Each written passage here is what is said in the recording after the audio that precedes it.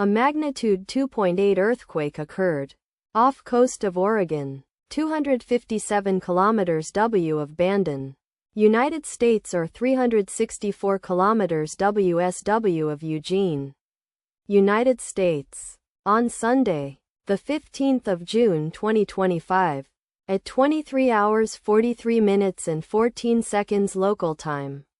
The quake had a depth of 10 kilometers and was not felt, or at least not reported so. Data source from EMSC.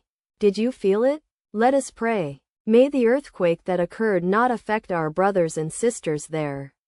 May the earthquake not happen again. And may God protect everyone. Amen.